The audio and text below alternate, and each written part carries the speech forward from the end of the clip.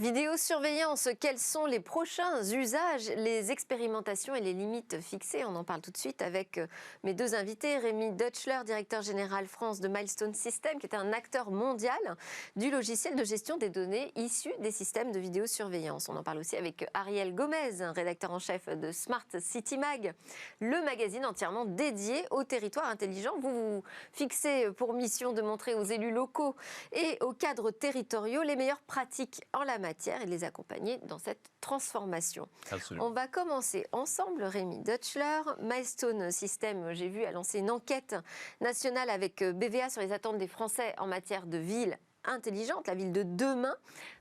Quelles questions vous posez-vous dans cette enquête sur la vidéosurveillance?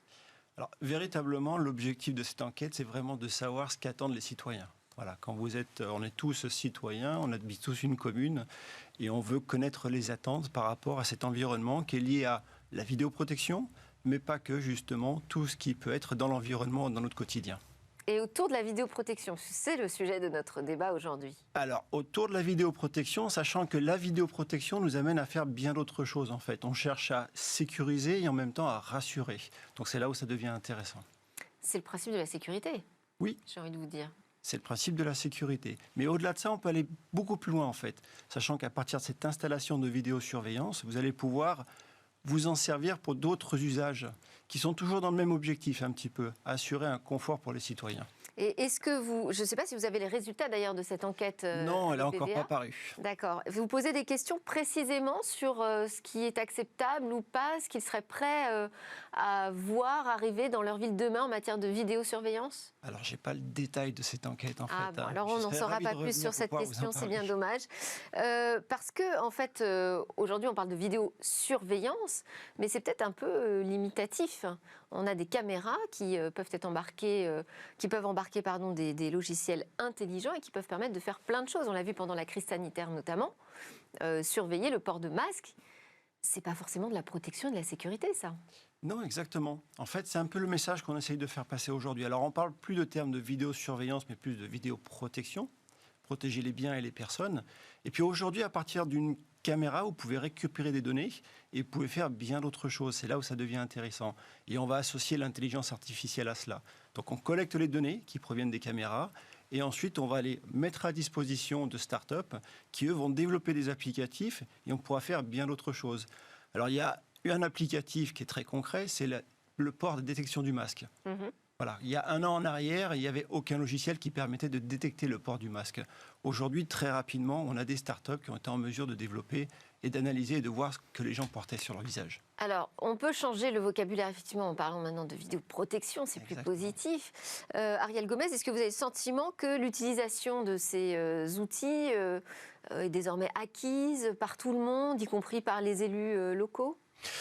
Ça progresse beaucoup. Alors, les élus, après, ils sont souvent preneurs de tout type de solutions qui leur permet de donner un meilleur service aux citoyens et d'améliorer le fonctionnement de la collectivité, mais ils sont aussi à l'écoute de ce que disent leurs citoyens.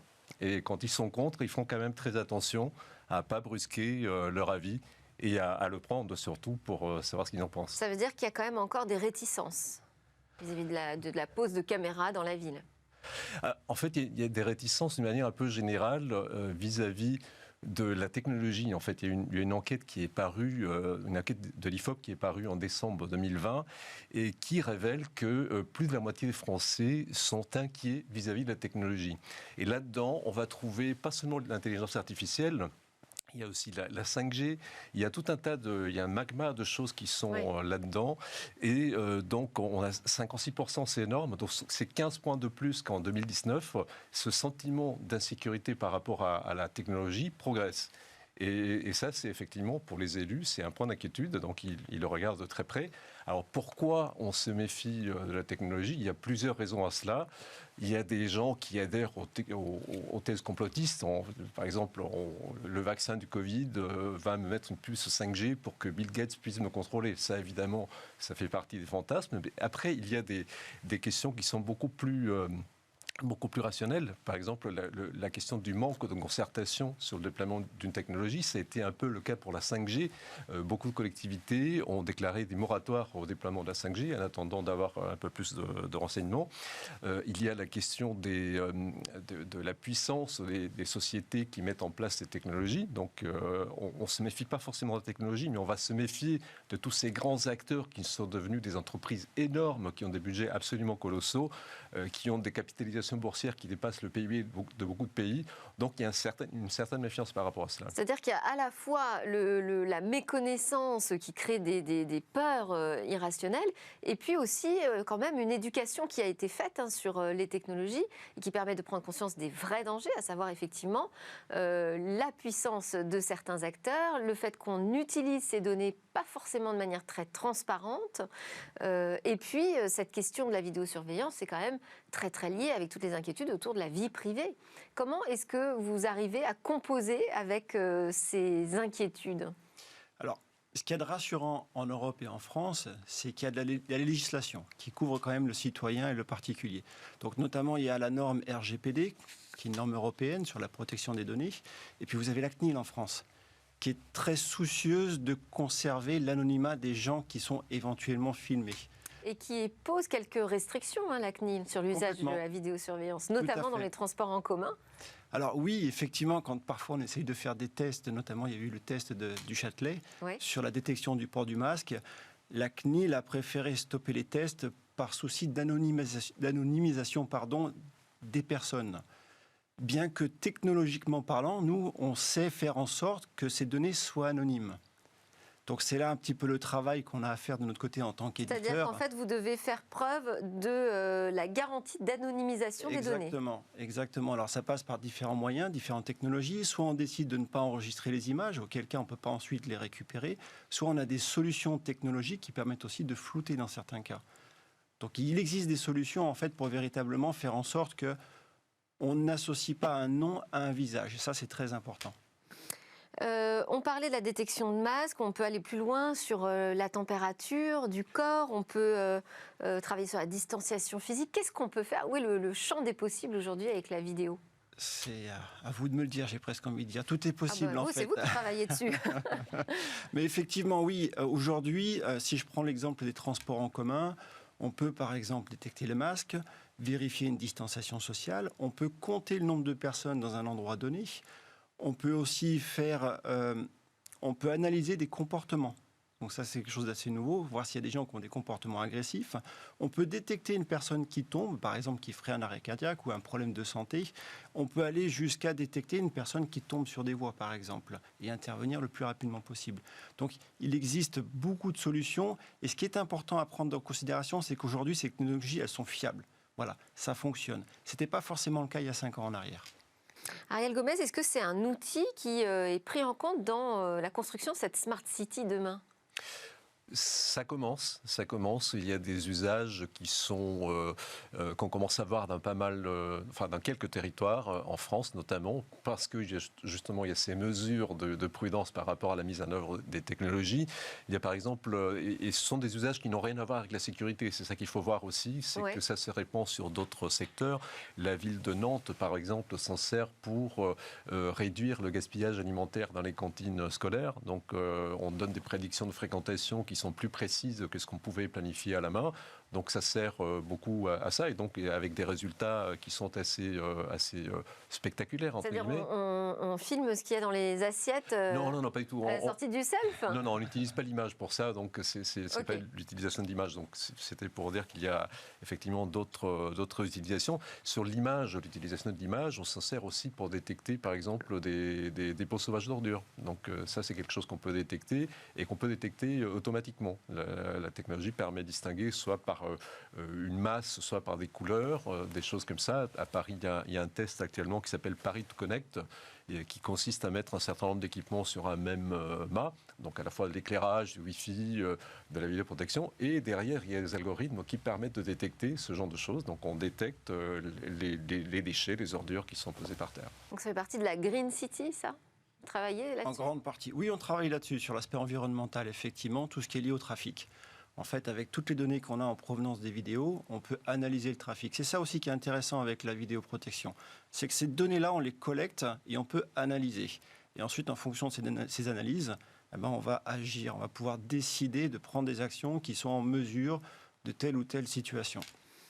Moi, j'avais quand même une question sur la protection. Est-ce que c'est pas un leurre de dire que des caméras vont nous protéger et rendre la ville plus sûre? Parce que vous parlez, par exemple, détecter quelqu'un qui tombe sur la voie. Bon, bah déjà, on peut imaginer que les gens sur le quai s'en rendent compte. Détecter un comportement à risque, est-ce que ça va éviter pour autant le risque? Alors, c'est tout dans le degré, le niveau d'intervention qui va suivre, en fait. Si vous avez un système qui est automatisé, forcément, vous allez aller beaucoup plus vite que d'attendre que quelqu'un intervienne à titre personnel et se sente le courage et la force de, soit en cas de comportement agressif, d'intervenir, soit si c'est quelqu'un qui tombe sur une voie, d'avoir le réflexe, le bon réflexe au bon moment. Oui. Alors que quand on automatise, tout de suite, il y a un opérateur qui va avoir une alerte et qui va pouvoir faire intervenir les bonnes personnes. Alors, on n'a pas eu le temps d'en parler vendredi dernier. J'avais Laurence de Villers qui avait donné son avis sur une expérimentation à Suresnes d'utilisation justement de nouvelles solutions de vidéoprotection. Oui. Et donc, Laurence de Villers, pour resituer, travaille sur les questions éthiques autour de ces logiciels.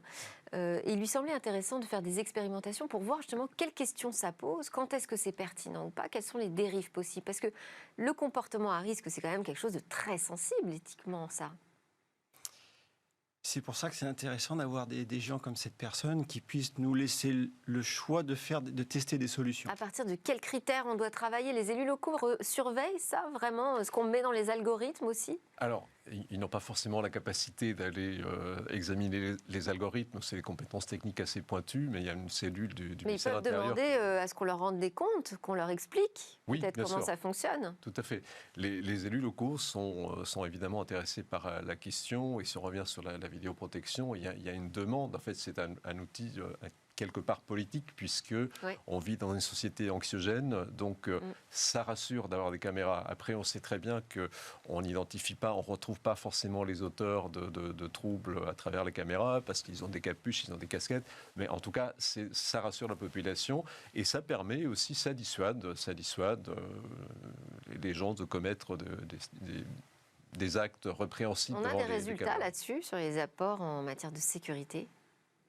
Vous avez des données? J'ai pas de chiffres à proprement parler, mais c'est vrai qu'en termes de ressenti, ça rassure le fait de pouvoir intervenir rapidement. C'est ça qui est intéressant, c'est toujours ce côté réactif. On voit une situation, on réagit immédiatement. Auquel cas, on sait que ça va beaucoup rassurer le citoyen de se sentir épaulé dans cette situation. Alors, juste pour revenir sur les comportements à risque, qu'est-ce qui fait qu'une caméra avec un logiciel va dire ce comportement est anormal ou peut causer un problème pour la sécurité en ville? Ça, c'est tout le principe de l'intelligence artificielle, en fait. Qu'est-ce qu'on met dedans comme critère? On met beaucoup de données pour que le logiciel apprenne par lui-même, en fait, et puisse évaluer qu'une situation est considérée à risque ou pas, justement. On peut être plus précis que ça, beaucoup de données? Plus précis que ça, je n'aurais pas plus d'éléments à vous fournir. D'accord, parce que c'est quand même très important, je pense, de savoir ce qu'on met dans ces logiciels qui surveillent les comportements des hommes. Dans certains cas, il y a des choses très simples. C'est ajouter à l'image le son. Le son n'est pas toujours présent dans les caméras. Oui. Et quand on a le son, on a une perception beaucoup plus claire de la scène. Oui. Il y a quelqu'un qui court avec un sac à main sous son bras. Est-ce qu'il court pour attraper le bus ou est-ce qu'il court parce qu'il a volé? Si on entend des cris au voleur, on va savoir qu'il vient de commettre un vol. Donc, ce sont des choses parfois très simples. Donc, dans des villes, vous avez parfois des capteurs de son qui permettent de détecter des choses comme les coups de feu, par exemple. Un coup de feu, c'est assez caractéristique comme type de son. Et si on mixe ça avec l'image qui vient de caméras ou qui peut venir de drones, on arrive à se faire une idée beaucoup plus précise de ce qui se passe dans la zone. Et donc, on fait prendre moins de risques au personnel qui va intervenir, ou en tout cas, il interviendra en toute connaissance de cause, en sachant qu'il y a une personne armée qui est dangereuse, ou pas, ou si c'est juste un pétard au moment des fêtes. Et c'est vrai que ça pose quand même cette question, ça c'est très intéressant sur le son, c'est quel type de son on enregistre, quel type de son on écoute. parce que sinon ça devient vraiment le Big Brother, Big Brother, Big Brother. On a l'image et le son de tout ce qui se passe dans la ville. Alors, l'audio peut marcher dans les deux sens, à savoir qu'on peut écouter, effectivement, comme le disait Ariel, mais on peut aussi faire passer des messages. Et c'est là où on associe les technologies. Donc, on va associer la caméra avec un haut-parleur, par exemple, ou ça peut être avec de l'affichage. Donc, il n'y a pas nécessité d'avoir quelqu'un qui va intervenir en tant que tel, mais derrière, on peut faire passer des messages. Alors, dans le cas d'un comportement agressif, ça peut être une première étape, on va dire, peut-être pour intervenir. Après, on peut peut-être aller plus loin. Et puis il y a la question des drones, parce que les caméras, c'est pas forcément une caméra qu'on pose sur un piquet fixe. Hein. Oui, ça peut être tout type de caméra, ça peut aller jusqu'à votre smartphone. Donc dans votre smartphone, vous avez une caméra, on peut l'utiliser. Aujourd'hui, il y a quelque chose qui va arriver, puisque l'appel d'offres vient de sortir, mais il y a les caméras piétons aussi pour tous les agents. Pour la gendarmerie, ils vont être équipés de quelques 10 000 caméras. Donc ce sont des caméras supplémentaires qui peuvent servir en termes d'enregistrement ou de visualisation. Pour apporter des preuves pendant les interpellations, par exemple. Exactement. Et ça permet de rassurer aussi le gendarme en tant que tel aussi. Ariel ? Sur les images des drones, par exemple, les pompiers de Monaco testent un système d'utilisation des drones pour aller là où la ville de Monaco est quand même très, très encaissée, très dense. Oui. Et quand il y a une alerte incendie, on peut envoyer des drones dans des endroits qui ne sont pas accessibles depuis la rue, analyser une façade d'immeuble avec des caméras thermiques et voir s'il y a une montée de température. Donc ces images sont envoyées directement en 5G à un centre de contrôle qui permet de mettre en place les moyens nécessaires d'intervention en fonction de ce qu'on aura détecté. Donc ça, c'est quelque chose qui est en test. Alors effectivement, il y a Monaco. Milestone, c'est une entreprise danoise. Est-ce qu'on voit des usages différents de la vidéosurveillance protection en Europe ? Est-ce qu'il y a des pays qui travaillent davantage sur ces nouveaux usages ? Alors, je dirais plutôt qu'il y a des pays qui sont plus équipés en termes de nombre de caméras, notamment par exemple l'Angleterre, ou alors en termes d'usage qu'on appelle au-delà de la sécurité. Oui. Je pense à la Hollande qui, en termes de pistes cyclables, utilise les caméras plus pour gérer le trafic des vélos que véritablement dans un cadre de vidéoprotection. Donc c'est vraiment un type d'usage. C'est-à-dire elle réoriente le trafic ? Elle compte, elle comptabilise, elle voit quelles sont les pistes éventuellement à élargir, ou alors il y a peut-être des carrefours qui deviennent plus sécuritaires ou insécurisés que d'autres, parce que quand il y a beaucoup de vélos, il y a des problèmes de vitesse aussi, et il y a des problématiques comme pour les véhicules. Donc voilà, ils sont un petit peu en avance sur l'applicatif à partir de la caméra. C'est-à-dire que c'est pas de la protection. On peut imaginer demain sur les autoroutes, par exemple, qu'il y ait des itinéraires bis qui soient créés pratiquement en temps réel en fonction des embouteillages. Oui, ça on peut tout à fait l'imaginer. Oui. Il y a quelques expérimentations déjà. Je crois qu'en Angleterre, ils sont plutôt en pointe d'ailleurs sur l'utilisation de la caméra pour réguler le trafic et faire des choses intéressantes. Alors même en France, on a déjà des cas où ça devient très intéressant parce qu'on va associer la caméra. Vous savez, aujourd'hui, il y a les camions de sécurité qui interviennent. Je crois qu'ils ont un accident par semaine et ils se font percuter par des camions. Ouais. Donc ils associent la caméra avec de l'audio pour essayer de prévenir les camions quand il y a un agent de sécurité qui est sur le terrain. Donc voilà, il y a déjà des applicatifs au-delà simplement de dire je surveille un État. Vraiment, ça c'est de la vidéoprotection. Exactement. Merci beaucoup à tous les deux pour ces premiers éclairages sur les usages de demain avec la vidéo. Juste après la pause, on va parler encore de sécurité, mais une sécurité différente. On va prendre des news de ce qui se passe du côté du cybercrime.